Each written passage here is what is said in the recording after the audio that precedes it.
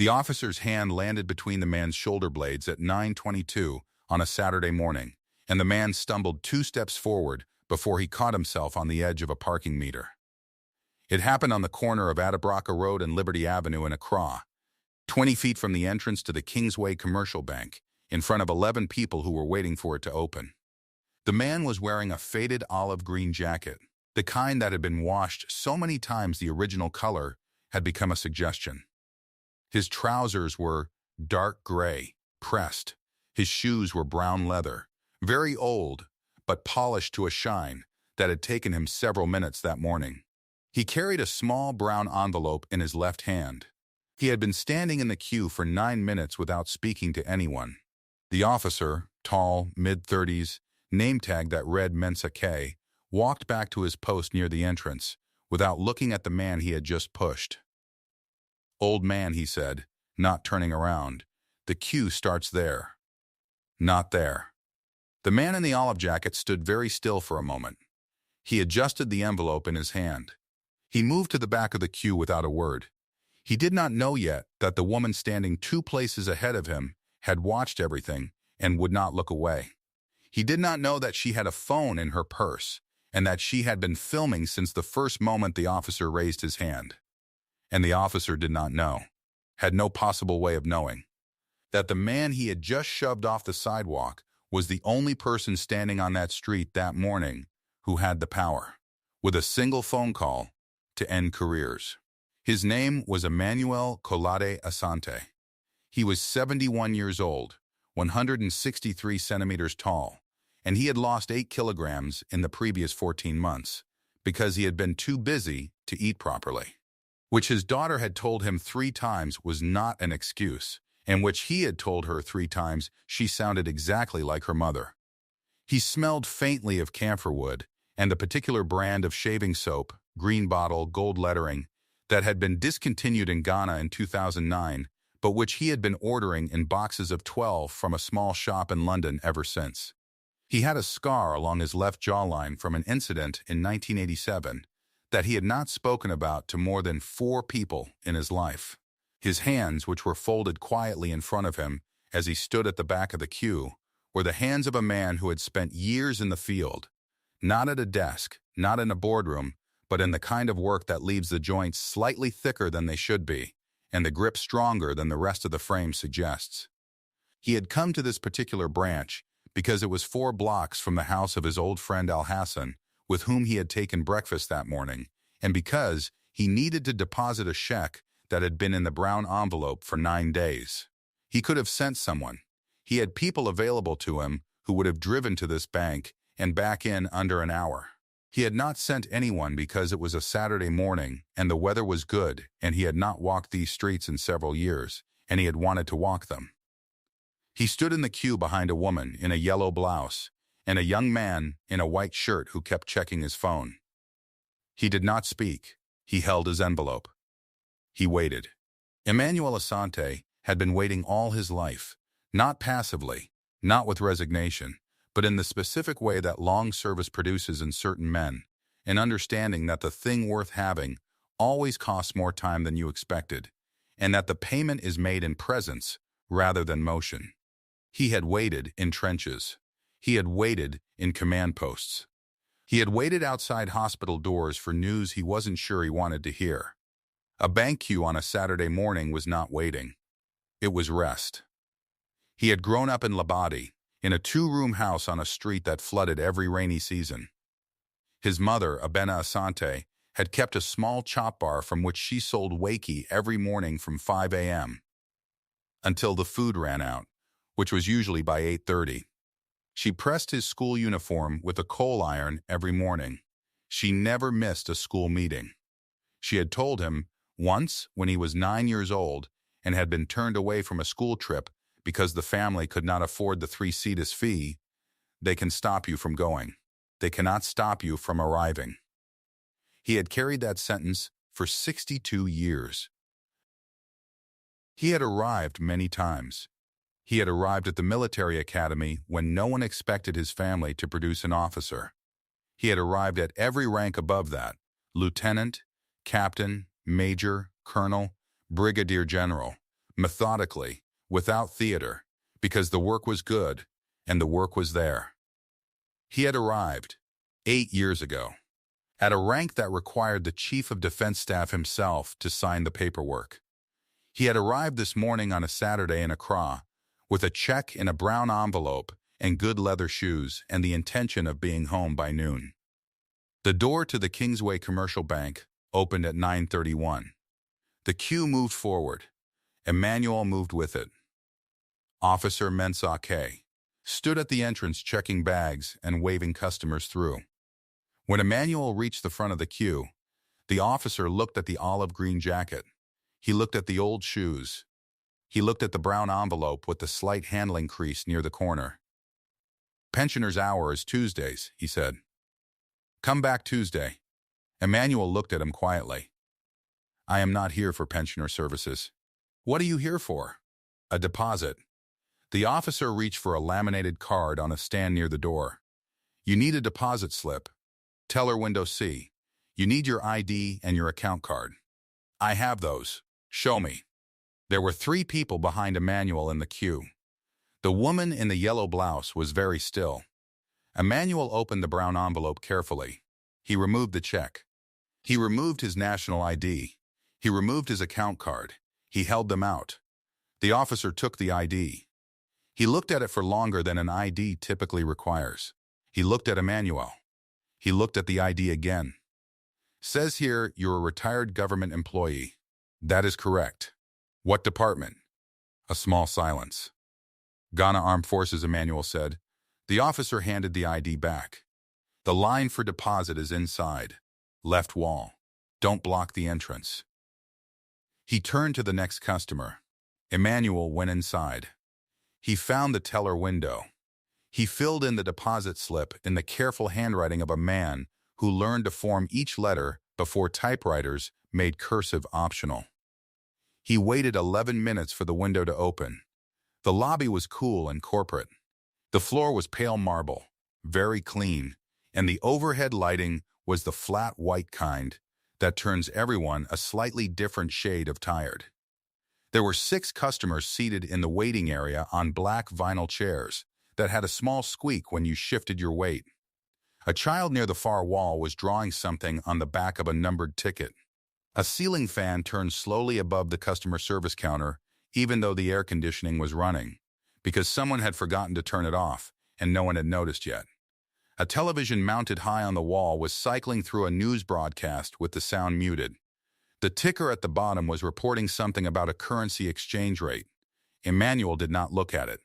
The teller, a young woman named Grace, according to her name badge, with very neat handwriting and a small silver cross at her collar, processed his deposit without looking up.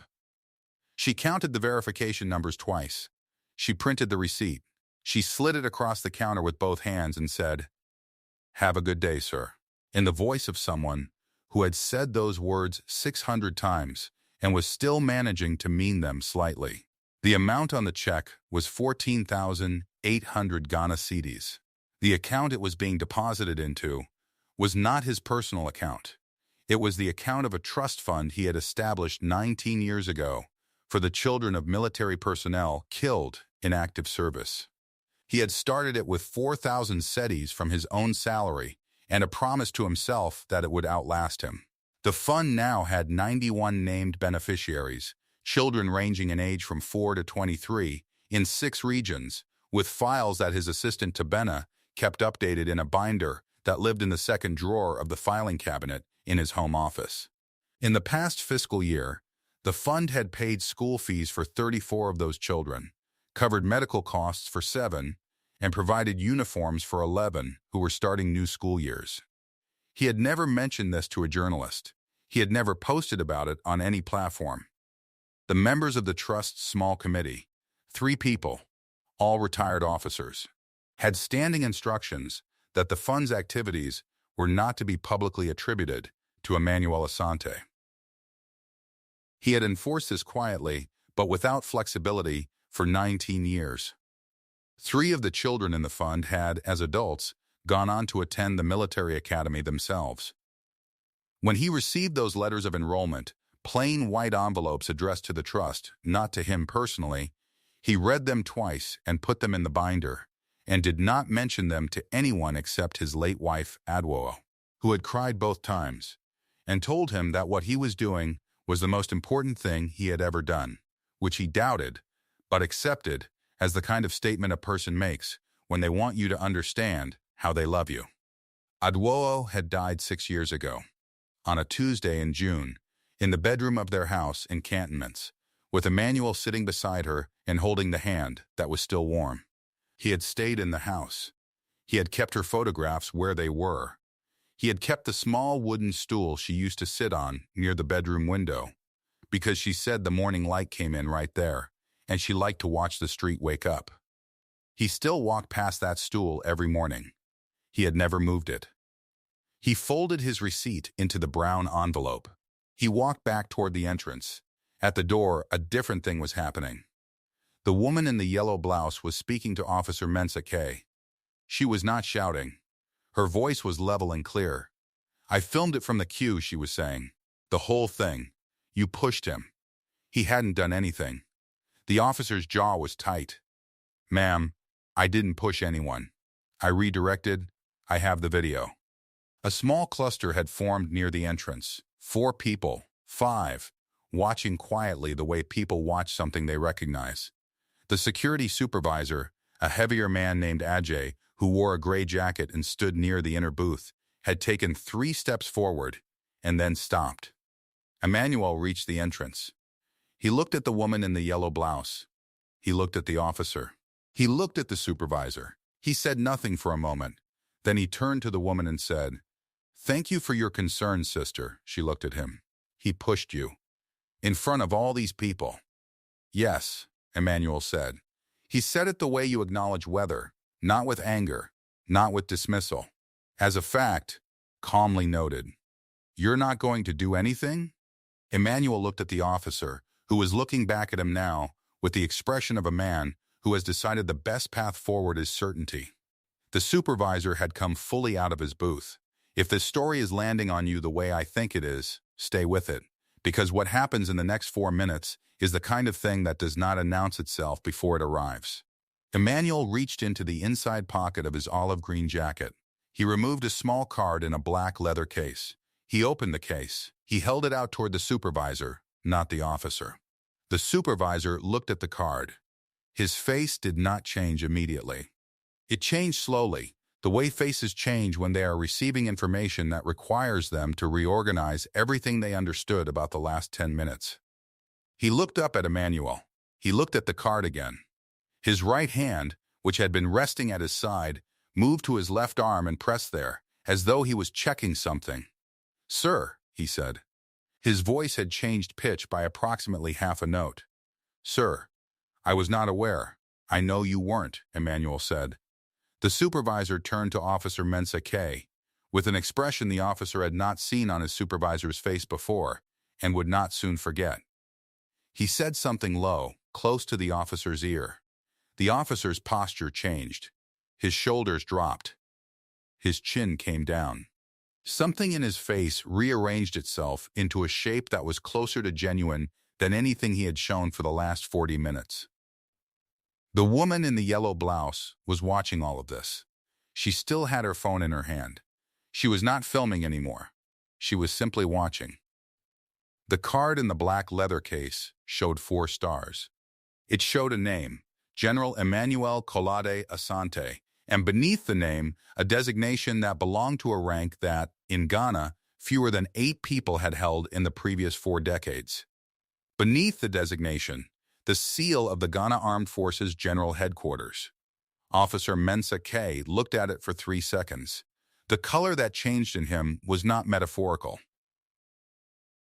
It was visible, in the ears, in the neck, in the particular way the skin behaves when adrenaline and shame and genuine fear arrive simultaneously in the bloodstream. His mouth opened, and then closed. His hand came up, and then came back down. "Sir," he said. "Sir, I did not." "You did," Emmanuel said. He said it without heat. The way a man says a thing he has said many times over many years, not to wound, but because accuracy requires it. You did, and you did it in front of 9 people before the bank opened, and 3 more in the lobby just now, and at least 1 camera. The supervisor had taken 2 steps back. His face had the look of a man calculating distances. Emmanuel looked at the officer for a long moment. He looked at the name tag, Mensa K.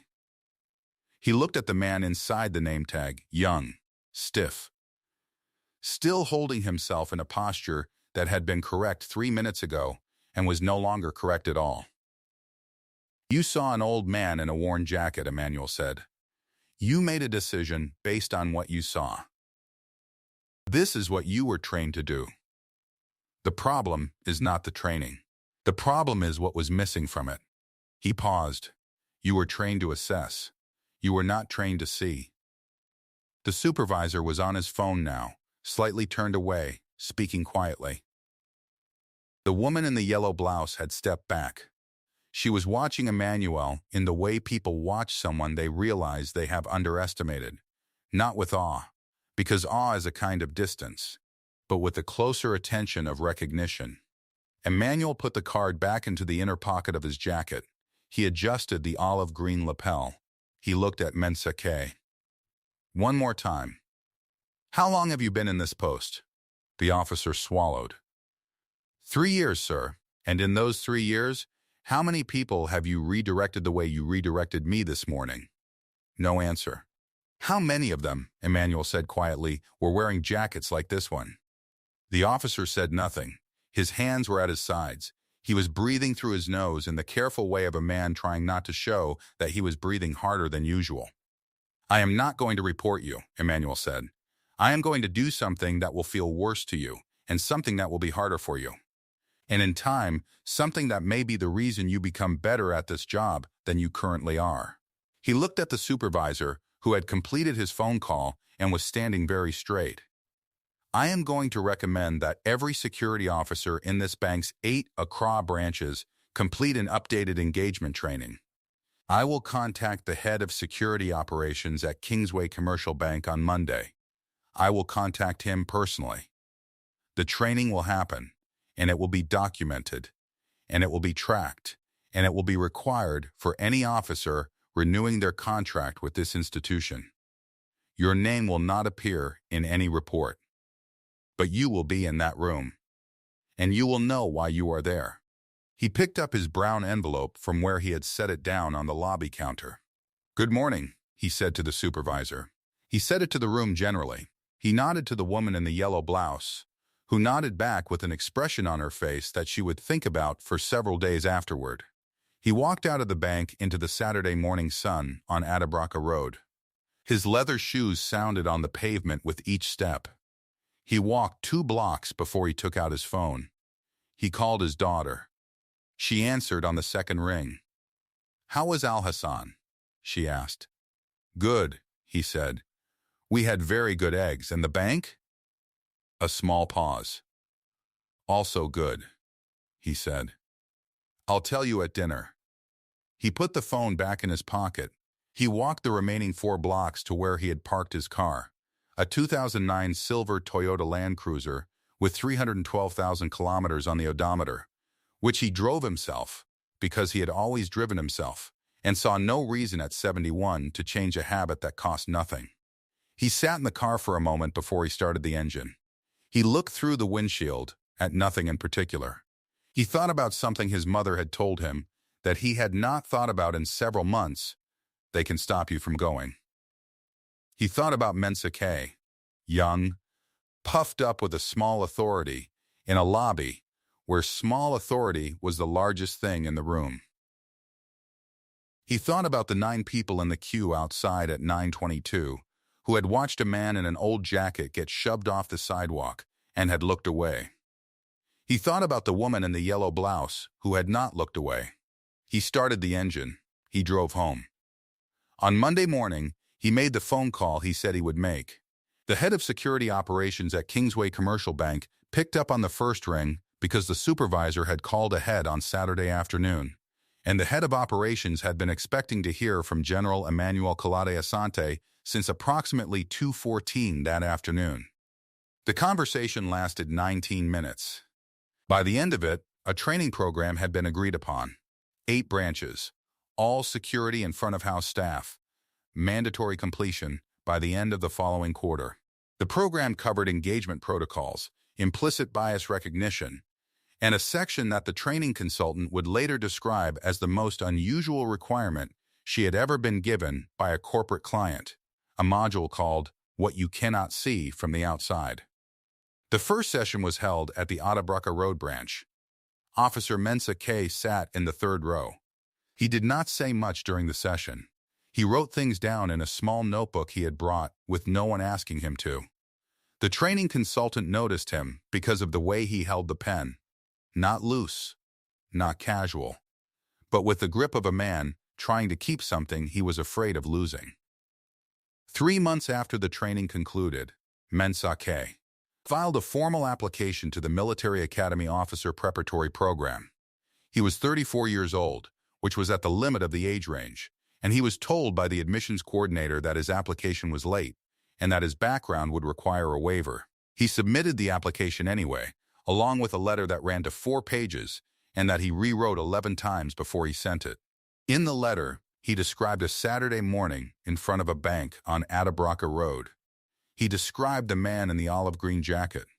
He described his own hand between the man's shoulder blades and the sound of the man's shoes on the pavement as he stumbled forward. He wrote, "I have thought about those shoes every day since then. They were polished. He had polished them that morning, for a walk, on a Saturday, for no one but himself. I understood something about dignity that I had not understood before, and I understood it because I had first demonstrated its opposite." The waiver was approved.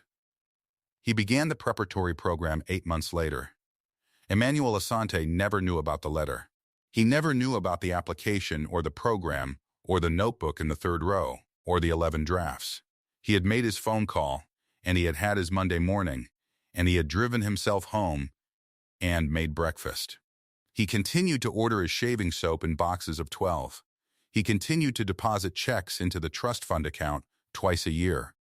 He continued to visit Al Hassan on Saturday mornings, when the weather was good and the eggs were excellent. What the officer never understood, what the man on the corner of Atabraka Road and Liberty Avenue had not known, and the supervisor had not known, and the 3 people who looked away had not known, is that dignity is not something a person wears. You cannot see it from the jacket. You cannot see it from the shoes, old as they are, polished as they are. You cannot see it from the envelope, or the queue, or the 9 minutes of silence, while the bank door was still closed. Dignity is what a person does when no one is watching, and the day is ordinary, and there is no audience, and no camera, and no consequence. It is the morning routine. It is the coal iron pressing a school uniform in a 2-room house. It is the choice, repeated for 62 years, to arrive, not to announce, not to perform, but simply and precisely to arrive, as the work requires, as the morning allows, as the good shoes deserve. The ones the world overlooks are often the ones who have already done the largest things quietly. They are not waiting to be recognized. They are already at work on something you have not yet been told about. The man in the lobby is a lesson, if you are willing to receive it. The lesson is not about rank. It is not about the card in the black leather case or the 4 stars, or the name at the top of the chain of command. It is this: before you place your hand on another person's back to move them out of your way, understand that you do not know yet what they are carrying. You do not know what is in the envelope. You do not know what they have survived, built, carried, given away, and still walk toward on a Saturday morning in leather shoes they polished for themselves and no one else. You can redirect a man. You cannot erase where he has been. There is a question I want to leave with you today, and I want you to sit with it honestly. If you had been in that queue on Atabraka Road, if you had watched a man in an old jacket get shoved to the side and had seen the 9 people look away, what would you have done? Not what you think you should have done. what you actually would have done. And if your answer is honest enough to be uncomfortable, ask yourself what you would want someone to do if the man in the old jacket was your father. Leave your answer in the comments. I genuinely want to read it. If this channel is where you come for stories about quiet power, hidden strength, and the people the world overlooks until it cannot afford to anymore, subscribe. We have more stories coming. I'll see you in the next one.